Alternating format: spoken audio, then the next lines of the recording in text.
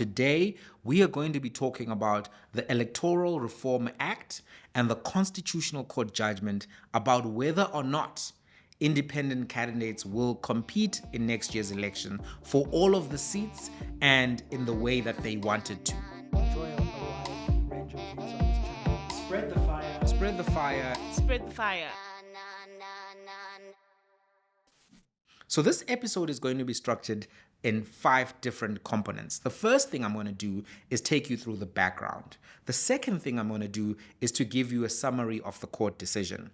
The third thing I'm going to do is give you the implications for the 2024 election. The fourth thing is to discuss why electoral reform is attractive. And fifthly, what this means for the political parties in and of themselves. So let's jump into the first thing, the background of this case.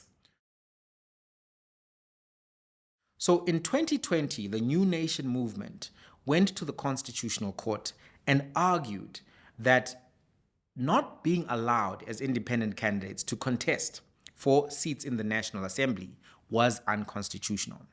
And the Constitutional Court actually agreed with them. The Constitutional Court said that the Electoral Act was unconstitutional insofar as it limited the rights of independent candidates to compete for seats in the National Assembly. So basically it was saying you need to be able to compete and become a member of parliament without being a member of a political party. And that's an important part of your political rights. So what the Constitutional Court then said was, Parliament, we're giving you 2 years to sort this problem out. And you have to have remedied this by June of 2022.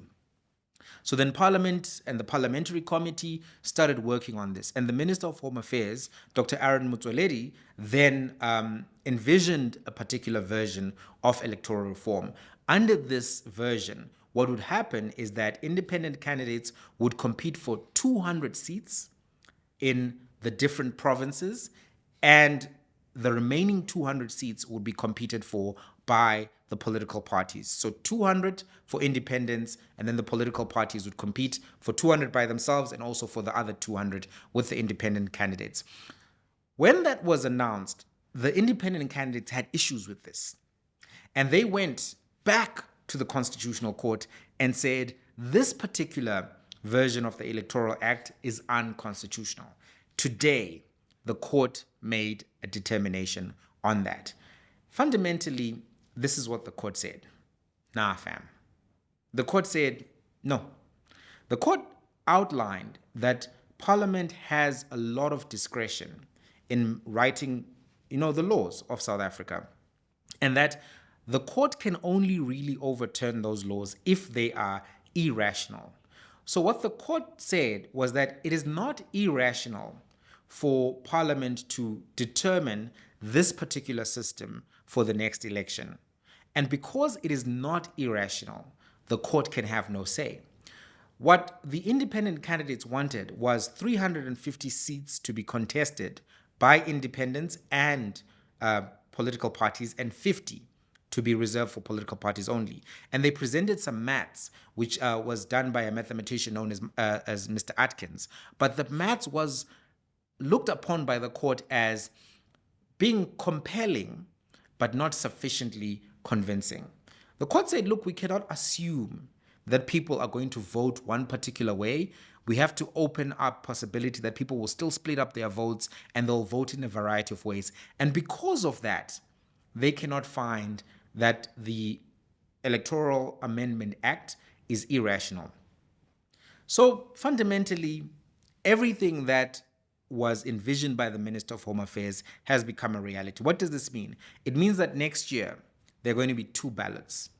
One, where you vote for your members of the National Assembly in the 200 seats, and the second one where you vote for members of the National Assembly nationally in terms of the political parties that are contesting. Implications for the next election. What this fundamentally means is that political parties have a very big advantage. It's going to be very difficult for independent candidates to win in the structure of this particular system, because the Atkins mathematics actually showed that it will cost a political party about 40,000 votes to get a seat in parliament, but it will cost an independent candidate running by themselves about 60,000 votes. So to get in as an independent becomes incredibly more difficult, right? The whole purpose of the New Nation movement case was to make a system that allows for independent candidates to access parliament, but also fairly so. But unfortunately, the unintended consequence of the new Electoral Act is that independent candidates will still have a very, very difficult time. This obviously doesn't mean that it's not possible for an independent candidate with lots of money, lots of resources to be able to go against the ANC, the EFF, Action SA, DA, Build One South Africa, Rise Mzansi, and all the others. It just means that it's going to be much harder because now you need a big name, you need big pockets in order to stand out as an independent in this field, and you're still going to need to get more votes than someone who's running under a political party, right, in their list system. Fourth thing that I wanted to talk about today is why electoral reform is attractive in the first place. Now, before 1993, South Africa had a first past the post system, similar to what you have in the United Kingdom, similar to what you have in the United States and Canada, and many British Commonwealth countries. So under the first past the post system, whoever gets in a constituency a certain number of votes, that becomes the member of parliament. But there were many issues with that, partly because it can exclude smaller parties, it can exclude minority parties, and it can be used in a winner-takes-all system to be quite repressive. And the system that was then preferred earlier on was that we're going to use a proportional system. The idea was that there would be developments and amendments to the electoral system. Even when he stepped down, Nelson Mandela spoke about the need for electoral reform. And there was a commission in 2002. I think there was another commission in 2005. There have been a variety of commissions looking into this question of electoral amendments. At some point, Motlanthe also had a commission which looked into this particular issue. And the reason why it's attractive to have electoral reform is because the closed party list system is one that people aren't fully comfortable with. As you know, right now, you don't get to choose who the political party puts up on the list. So the ANC will come up with its list of 200 people, the DA, the EFF, all of those people you may not know. You may not be able to vet, you may not be able to choose one way or another. Of course, the members of the party do have a say in who those people get to be at a congress or conference. But by and large, the public doesn't have a say in that. And many people are uncomfortable with that method of selection, the closed party list system, because you really don't get a say in choosing the quality of the candidates. So that's the first thing that people had a problem with. The other thing that people have always had a problem with is the fact that the constituencies under this particular system are the provinces. And it becomes very difficult for you to ascertain who is my member of parliament, who is the person that I'm supposed to speak to if I have an issue. Of course, if you go to the Parliament website right now, you can actually figure out who your member of Parliament is because they do have these constituencies that they're allocated to take care of. But by and large, it's very difficult for people to know. But under a constituency model, what you do know is that, hey, I live in this area, this is my member of Parliament. For instance, if you live in London, you will know who your member of parliament is in the UK. If you live in different parts of London, you'll know who's your member of parliament. You can directly call them. And you've seen, obviously, the American system with congressmen and congresswomen. People know who AOC represents. People know who Rashida Tlaib represents. They can call her and say, I am your constituent. You need to do A, B, C, D, E, F, G. The idea is that this improves accountability of the members of parliament to the public. Right now, what seems to happen is that members of parliament are accountable to their party.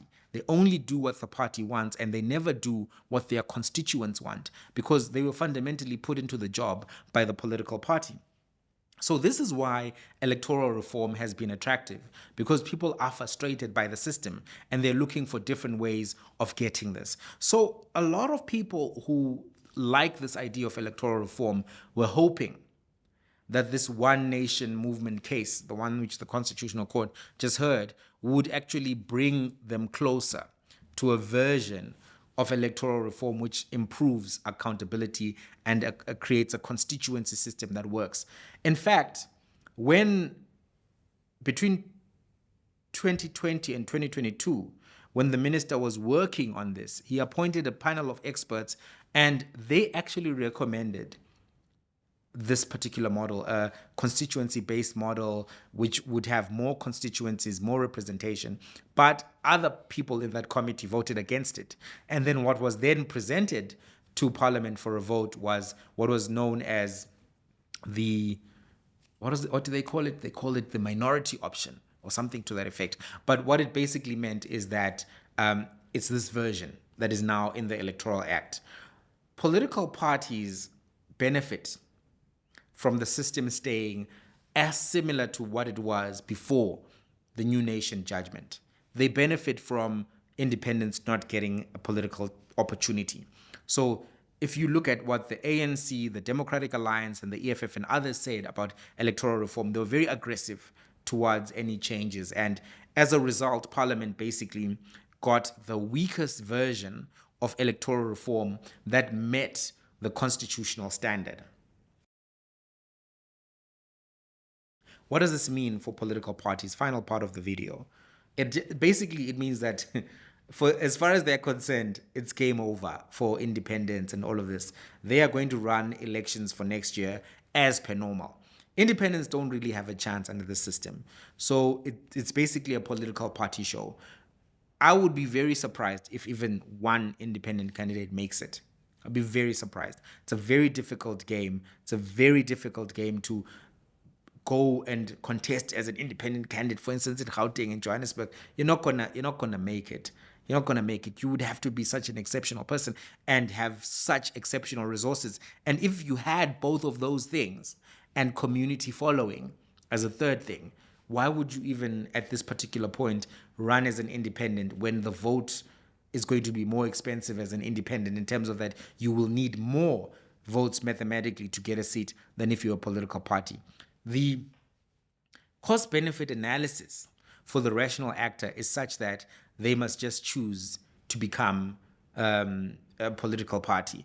And what you'll see is that some of the people who did champion this cause of independent candidates, so if you think about Mmusi Maimane, who was part of the One South Africa movement, one of the movements that was spearheading the independent candidate idea, they've become a political party, Build One South Africa. If you look at Rise Mzansi, a lot of the people who are part of Rise Mzansi now also were speaking a lot about electoral reform. And at some point, they even did a campaign advocating for electoral reform and talking about the benefits of it. It does have benefits, of course. You can see, to have constituents that you know, constituent representatives that you know, in a constituency that is clearly defined and one that accountability can be increased. But it's not going to happen.